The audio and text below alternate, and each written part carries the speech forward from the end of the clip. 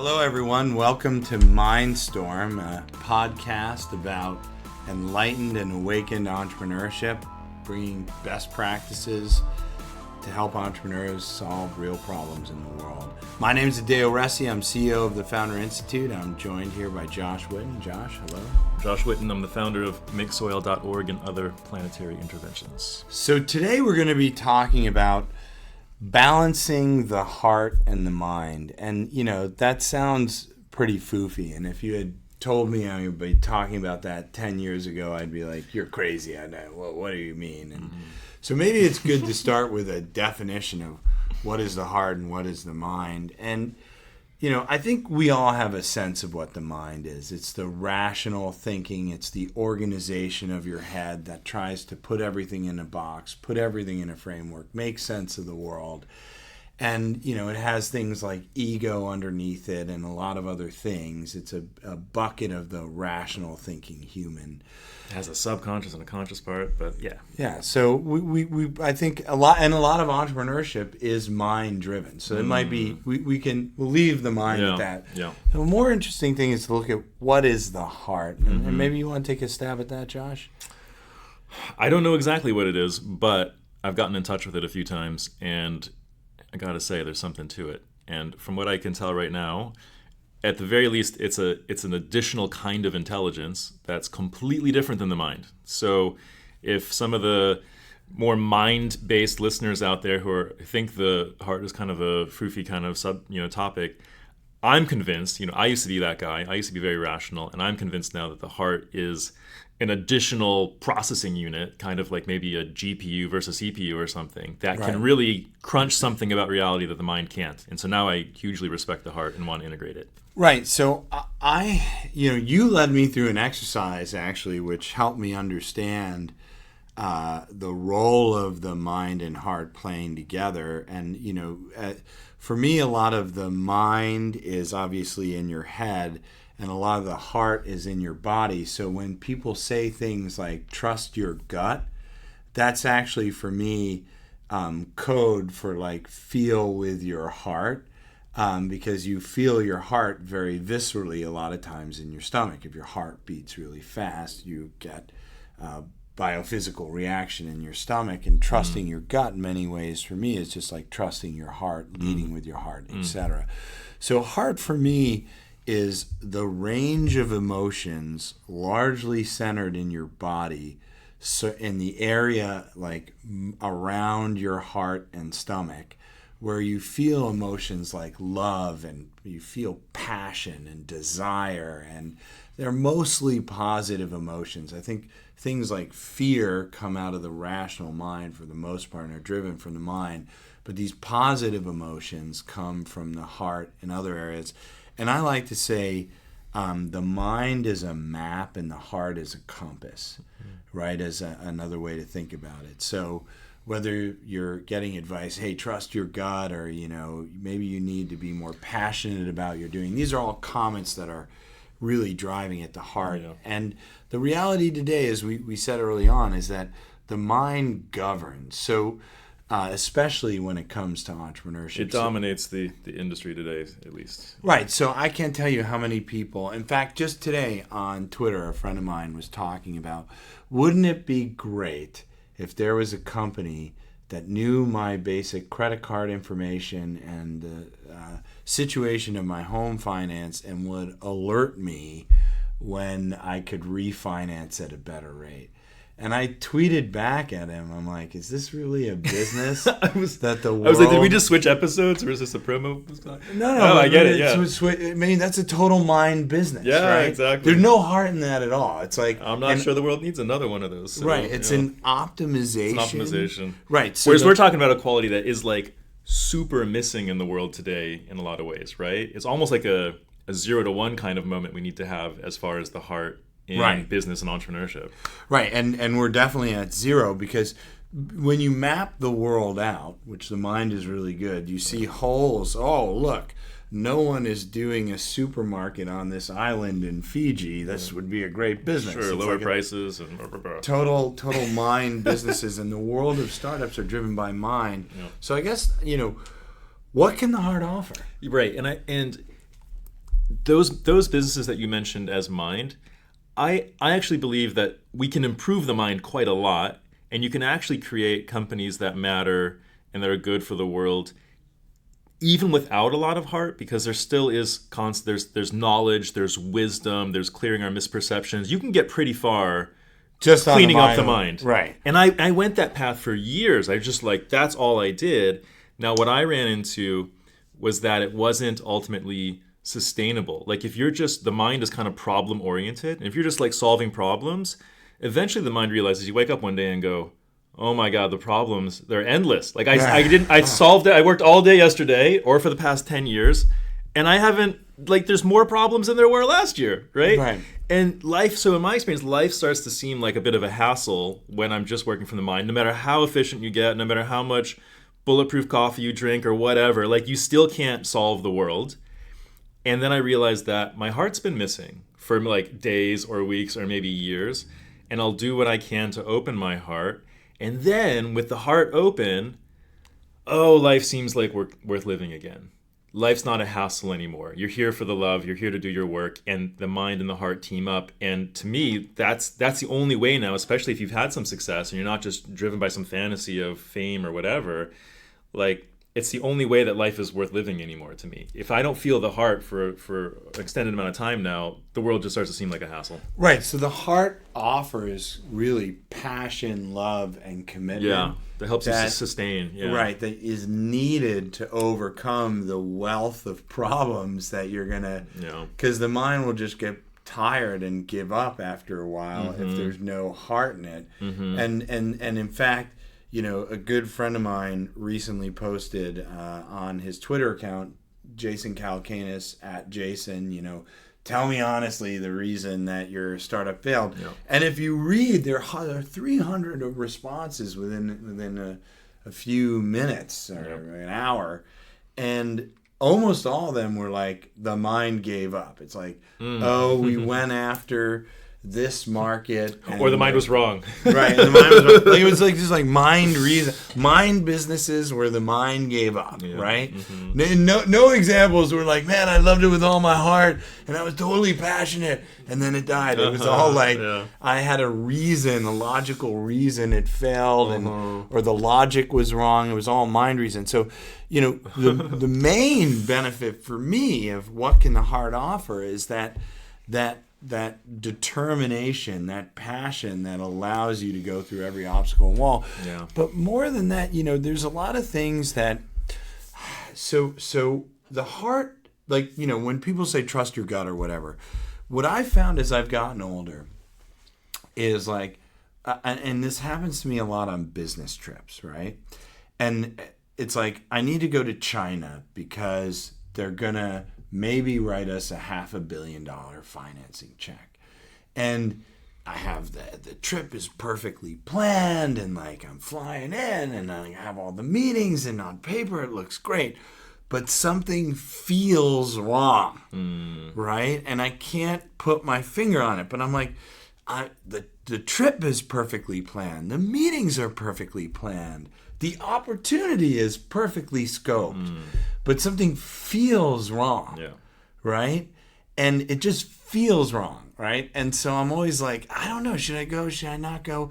And I can tell you 100% of the time, when I go, it's a mistake. And that's an example of like where the mind has this beautiful, like perfectly planned thing, but your feelings, your heart has some sort of an intuition that it's wrong, and you don't follow your heart, you follow your mind. And I can tell you that whether it be hiring a candidate, planning a complicated trip, another big area is doing business. Like I was talking with a friend of mine, he got a $500,000 deal. And it was a really sweet deal, and he was dealing with the COO. And the CEO was a little crazy, like making all sorts of irrational demands and crazy requests. And the CEO was like, don't worry, I'm your interface. My job is to handle the CEO. And sure enough, but he had a bad feeling, right? He's like, I don't know, this but like $500,000, look, you know, again, the mind made this perfect buy. And then they fired the COO. the CEO took over, and it was a nightmare. Yep. Right? So, like, I think the value of the heart is not just in the passion and the commitment and the love of what you're doing. It also provides you these subtle clues with your intuition and gut about what's right and what's wrong, and people avoid it. You know, you're reminding me that I actually, for a couple of weeks, I don't know why I stopped, was practicing a meditation where you put your awareness in your chest center, in your heart center, which is tough enough for most people. It's totally doable. It takes a little bit of practice, but it's profound. And then a lot of people just put their awareness on the surface of their chest, but you put it in the middle of your chest, and your consciousness actually shifts a little bit. But you put your awareness there, and you would behold in your mind or in your heart two different options, like, do I partner with this company or not? Do I take the check or not? And you would notice the sensation in your chest, and it was profound. You would feel the heart like shrinking up like a prune when you'd consider one option, and like expanding, getting warm when you thought of another option. And it was like a really powerful compass. So I think it's an incredible tool and an incredible ally that we've barely begun to leverage. Especially in entrepreneurship. I think in other fields, there are heart-driven fields. Certain medical practices are heart-driven. Maybe not like surgery, but like certainly certain forms of psychiatry and others. So, I think but in entrepreneurship, it's definitely mostly a mind-driven thing. Yeah. And so, right, I mean, just being aware of your heart having a role is, I think, step one. And, you were just talking about why we might want to balance the heart and the mind. My feeling is that when they're out of balance, there's a risk, right? In fact, I would argue there's a lot of risks. Looks a bit like what's happening to our planet right now. Yeah, pretty much. So, if you, right, so let's go back to the optimization of home refinancing, right?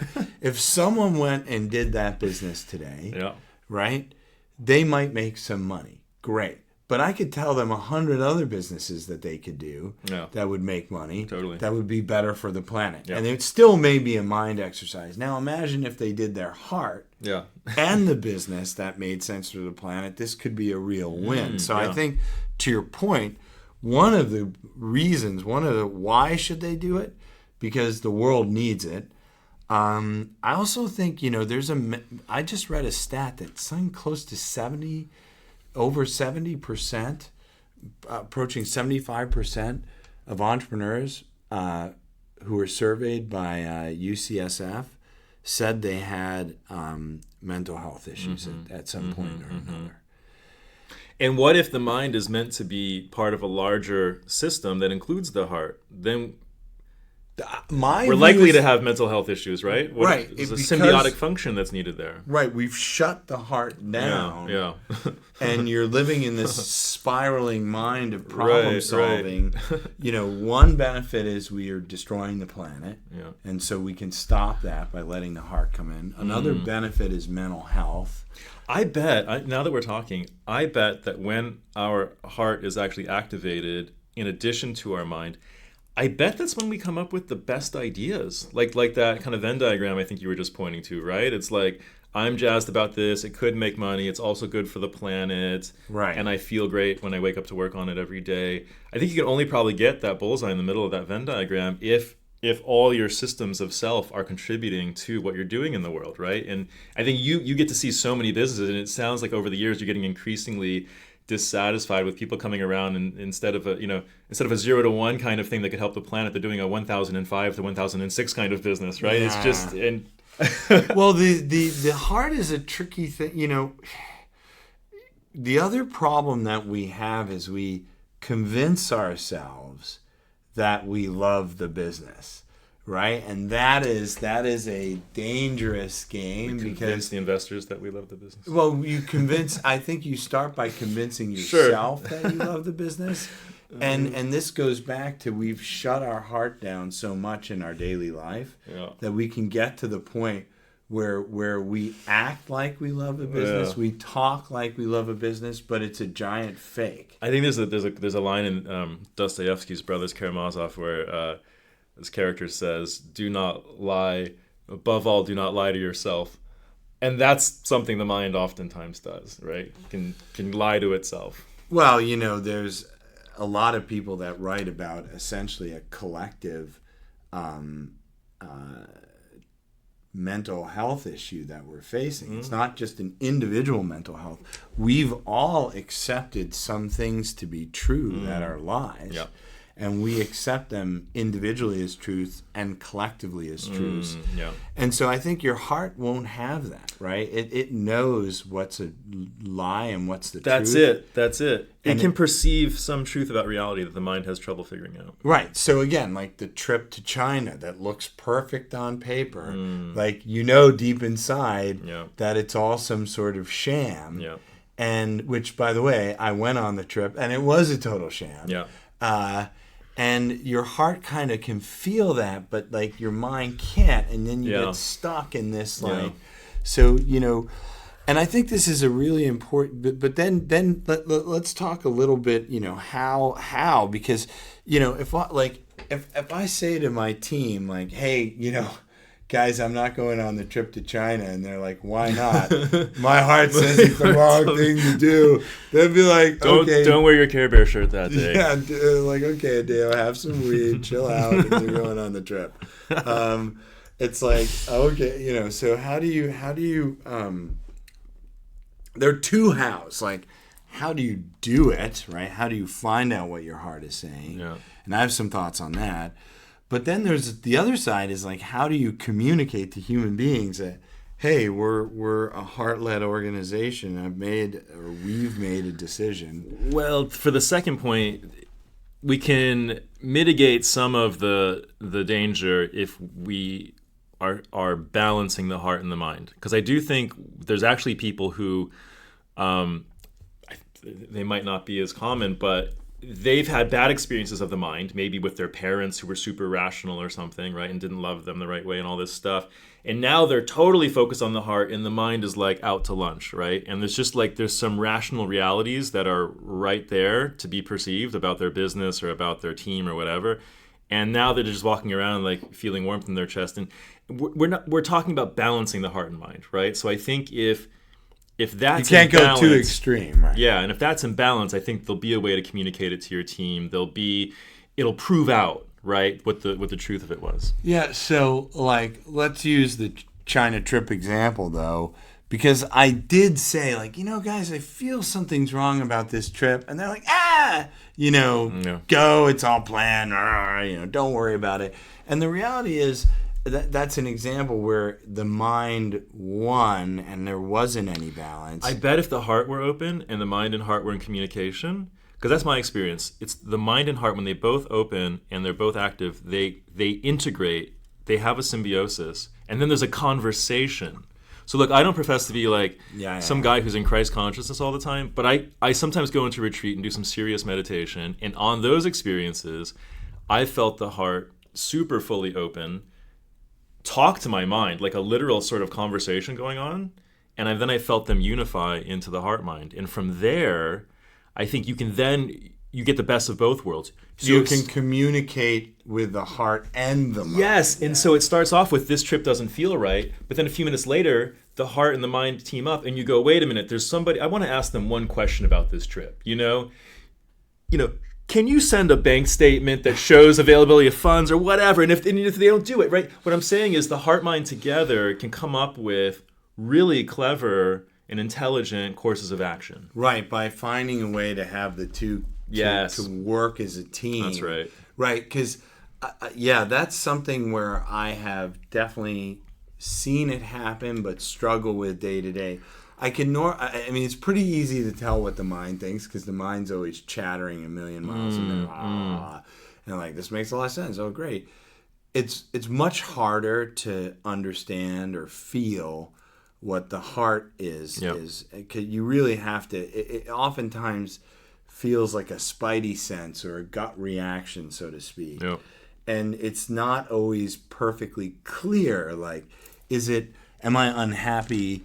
Or do I have this feeling because the trip is bad? Do I have this feeling because the person I'm meeting in the trip is bad? Mm-hmm. Is it because, you know what I mean? Like, it's very hard to parcel out. It's hard, but it's because at this point in the human race, we're so disintegrated between those points. And I think it can get much easier. So we're all, like, we're humbly saying, like, look, we haven't fully integrated the heart and the mind either, but we are here to tell you it's a thing, it's a possibility. And I would say today I'm very good, and maybe I could, but not done by any shot at all.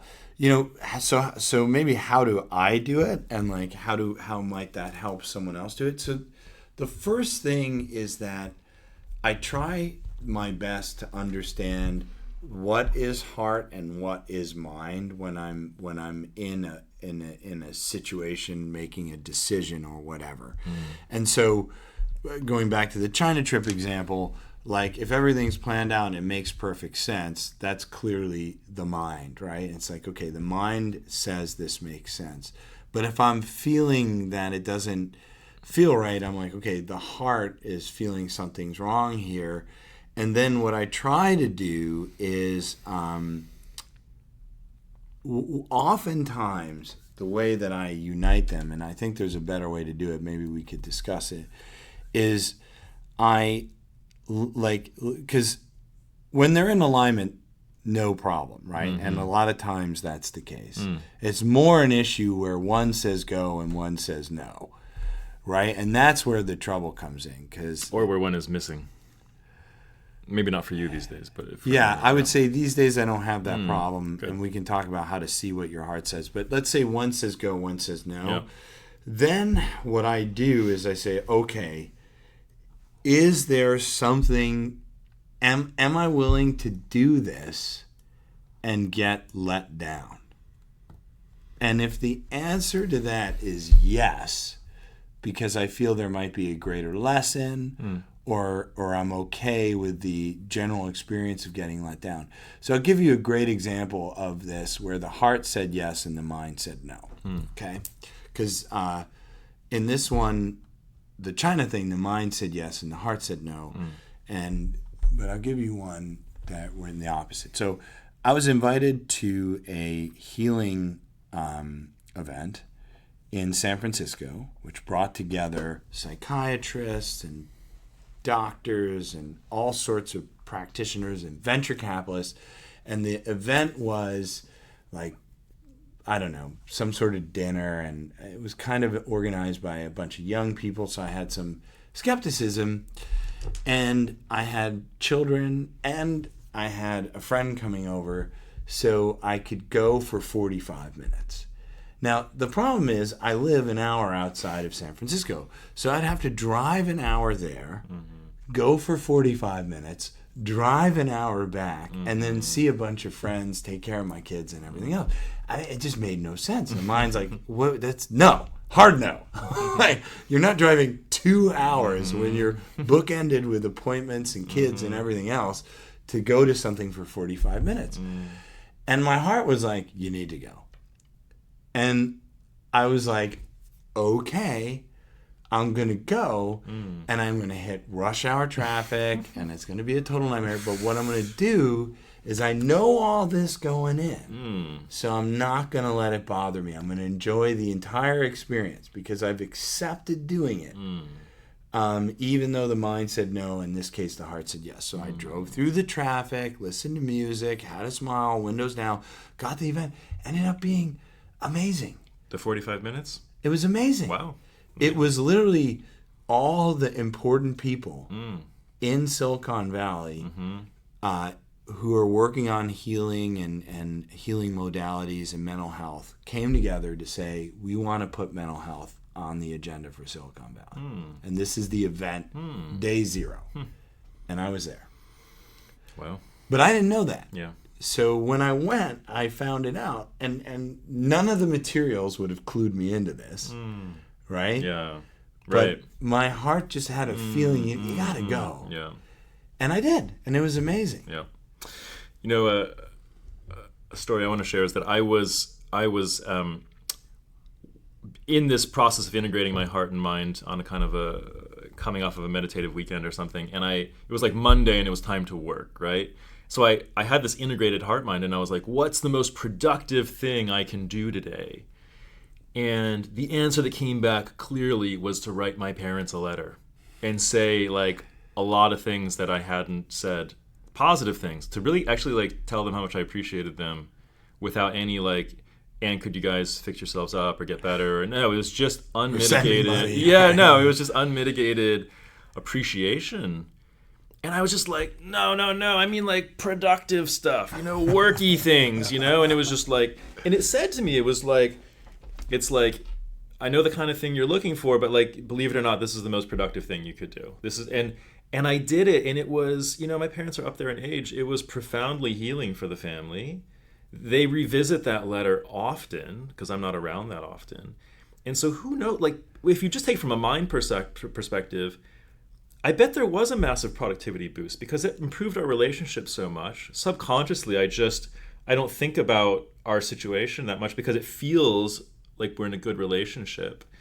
And when I go home and visit, the relationship is better, right? So it probably paid like productivity dividends. Right, from massive. Here forward, right? But no, I just wanted to like knock out a few more emails or something, right? And so that to me is like the power of what can come out of the integrated heart and mind. Right. So and then when you have these discrepancies, where in this case you had the same thing, the heart said one thing, the mind's like, oh, you should be answering emails. I think what you need to do, whether it be the mind saying yes and the heart no, or vice versa, is if you decide to go with the thing, you have to consciously accept that you're going to be frustrated in some capacity, and let that frustration go before you endeavor with the activity. Okay. Right? So like my gut, and when I did this China trip, and my heart was like, no. I didn't do that. And as a result, I was on the trip, and it kind of didn't work the way I wanted, and it ended up being pretty frustrating. Yeah. And so I think that's, in order for you to get the most value out of the experience, you have to let go of the frustration, because the heart and the mind will be out of alignment. Yeah. And that brings the other sort of question, like, how do you know what your heart says? Because again, I think your mind's fairly easy. It says saying a lot of things quite often. Yeah. So you talked about doing this meditation where you're just patiently letting your Because here's meditation is pretty hot these days. People are into it. Mindfulness, and what's funny is a person can like practice mindfulness for years and never really put their awareness anywhere. They're just like trying to like clear the mind of thoughts, and then, oh no, there's another thought, and getting frustrated.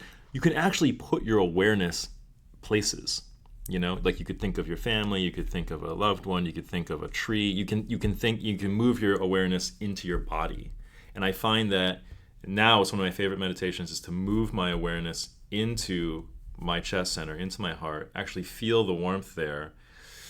And I find dramatically afterwards, I am dramatically friendlier, more upbeat, more positive. People don't annoy me as much. I'll engage with people in an optional way, like you're in the line at the grocery store and you just like say something to somebody, it's like I didn't have to do that. And, right. And without my heart open, I'd be like, what a risk, like the person might be crazy or whatever, right? I'll just keep to myself. I'm just a way more personable and enjoyable person after I've done that meditation. Well, I'll tell you, so for me, I would give two pieces. Right now, I know because I've come to doing things like that myself with your exercise. But if you're really early on, I would say there are two things that might be helpful. So they say trust your gut because you often feel your emotions in your gut. When you're like, when your heart is uncomfortable about something, you get physical discomfort in your stomach a lot of times. It could come as cramps or just general upsetness. So you'll physically feel it often in your gut, and ergo the saying, trust your gut. Yeah. But another thing that I did that's even more tactical is I would flip a coin. Now, flipping a coin is an interesting thing because you're like, should I go on this trip? Yes or no? Heads, yes. Flip a coin. Oh, I know what it's And doing. if it comes up tails and you're relieved, you're like, phew. And then that's your gut, right? so funny. Your heart is like, well, I didn't want to go on that trip. Yeah. Okay, good, great. But then your mind's like, no, I got to flip again. So when you find yourself in your reaction to the coin, right, tells you.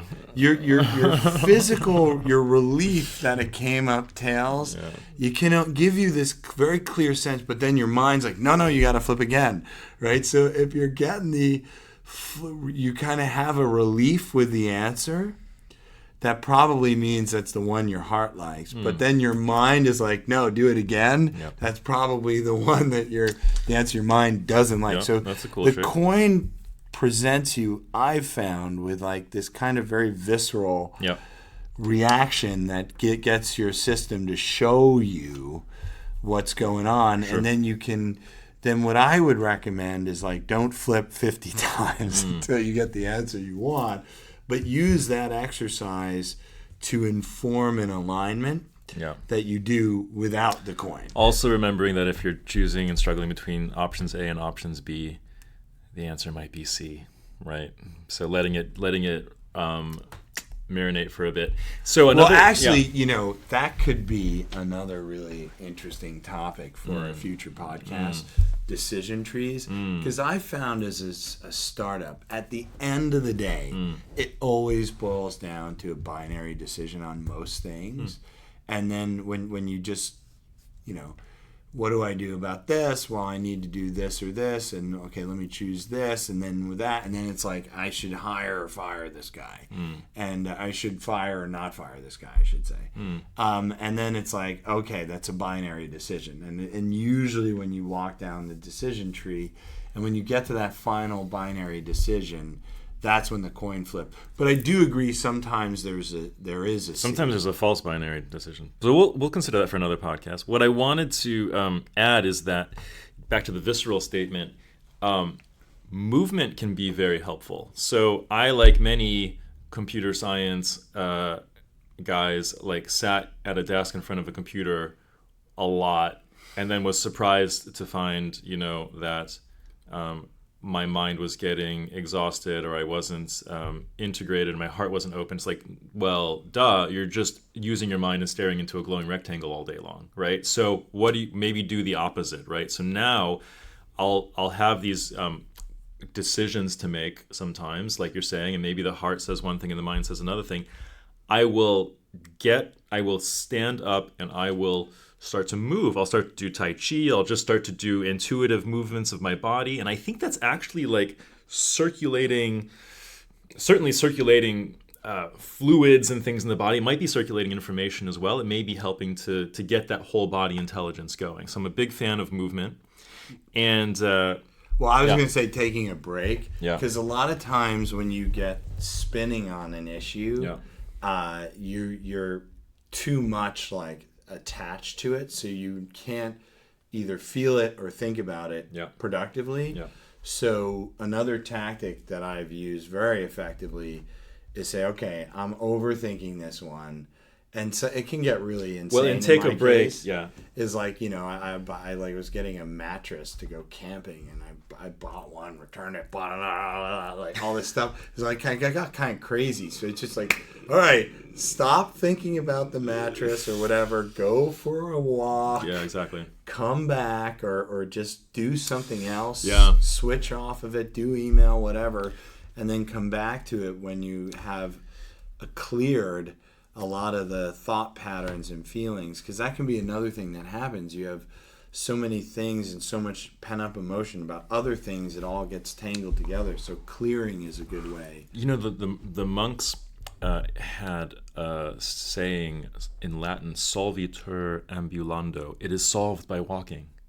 And that's actually what the labyrinths are for. A labyrinth is not a maze. A maze has like wrong turns you can take. A labyrinth has no wrong turns, really, a traditional labyrinth. It's just like how to get a 1 mile walk, in a tiny radius, right? And so there's no wrong turns. You can just look down at your feet and walk, and quite often the solution arises, right? when you take that break. Another thing I want to mention about the heart opening, and we're probably coming down to the end of our podcast here, is what you're eating and drinking. And so there's, if you're having trouble getting in touch with the heart, you might need to lay off the coffee. Yeah. Might need to lay off the booze. And the good news is you don't have to lay off of everything because there's other things to eat and drink. And so one that I have found very helpful over the years is cacao, which is kind of bastardized into like milk chocolate at some point, right? But like cacao itself in many indigenous cultures is a powerful heart-opening medicine. And if so, we're not just talking about going and getting it's a available Hershey's over the bar. shelf. We're talking about getting some cacao nibs, some there's even stuff like ceremonial grade cacao, and It's got you caffeine in it. It's got caffeine, but it's got other things, right? Yeah. And you drink a cup of that, and it could be a good coffee substitute, but you drink a cup of that on an empty stomach, and it can be profoundly heart-opening. And so if anybody out there just kind of like needs to kickstart the process to remember what the heck we're even talking about, feeling your chest, what does that mean? Cacao might be the medicine for you. Yeah, and it's definitely available over the counter, I think, everywhere in the world. It's totally legal. The basis of chocolate and a lot of other things. Well, that's beautiful. So, for every entrepreneur out there that hasn't really aligned their heart and their mind, I think what Josh and I are telling you is from it, two mind-driven people for most of our life, at least when I started allowing my heart to play a greater role, I not only felt more fulfilled, more aligned, happier, but I feel like I'm doing better work in the world in general. So, and for me, if I can't feel my heart and the love isn't there, maybe I'm getting old, but I just don't even want to participate anymore. It's the love's got to be there, or else for me, it's kind of like, what's the point? So, there we are. Thank you, everyone.